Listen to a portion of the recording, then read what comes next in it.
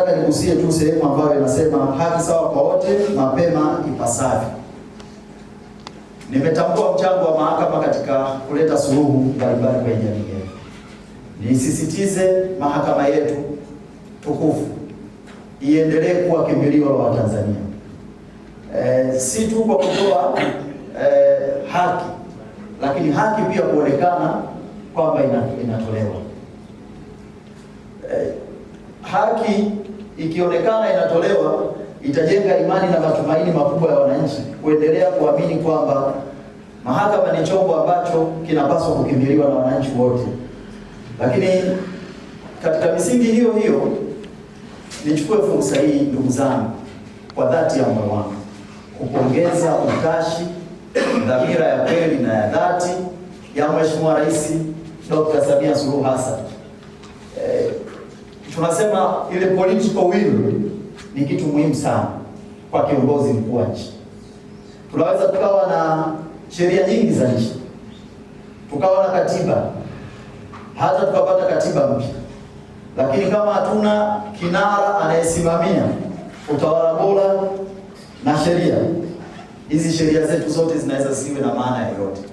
Kwa mimi kama mwakilishi wa rais katika kipande hiki cha wilaya ya Hai, naomba nitambue kazi kubwa ya Mheshimiwa Rais katika kuhakikisha analileta taifa lenye umoja, haki, usawa, lakini pia amani. Mheshimiwa Rais alipoingia madarakani, aliingia kwa mujibu wa katiba ya Jamhuri ya Muungano wa Tanzania mwaka 2021. Lakini zile hatua zake zilionyesha kwamba ni muumini wa utawala bora wa katiba na sheria. Unaweza ukapata picha katika mazingira aliyoingia, lakini kuna tume muhimu sana ziliundwa ambazo zimekuja kutafsiri vitu ambavyo tumekuwa navyo kwa miaka mingi sana, lakini kutafsiri kwa vitendo.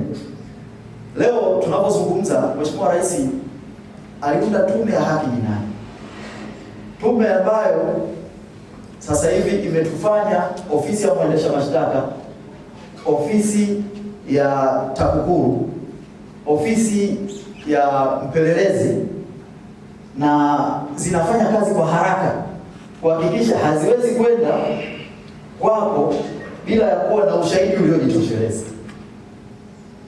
Miaka ya nyuma ungeweza kukuta kesi nyingi, leo tunapewa hapo, tumesoma kwenye takwimu, kesi na watu mpaka mtu akifikia maamuzi ya kupelekwa mahakamani, ujue taratibu zote za kisheria zimefuatwa, zimekamilika, na mtu yule akienda mahakamani ana haki ya kupewa dhamana.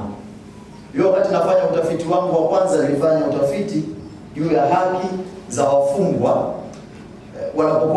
wanapokuwa magerezani baada ya hukumu yake, haki zake ni zipi? Katika mambo ambayo tuliyaona kipindi hicho ni kwamba ule mlolongo wa kutokukamilika kwa upelelezi au ushahidi kukamilika kwa wakati unaweza pia ukavuruga mwenendo wa mashauri katika mahakama zetu. Lakini sasa hivi niipongeze ofisi ya mwanasheria mkuu, lakini pia nimpongeze na Mheshimiwa Rais kwa mageuzi makubwa. Zamani hata mimi nilikuwa naweza nikatoka hapo nje nikasema mchukue huyu, mkamate, mhifadhi kwa masaa yangu niliyokuwa nayo, na akitoka tena naweza tena nikamwambia usidi mchukue tena, bila kumwandikia wala bila kumpa sababu kwa nini huyu mtu akamate. Na ile sheria sio kwamba ni sheria kipofu, ni sheria ambayo iko wazi kabisa, inaeleza misingi ya ukamataji na kwa nini mtu akamate katika mazingira gani.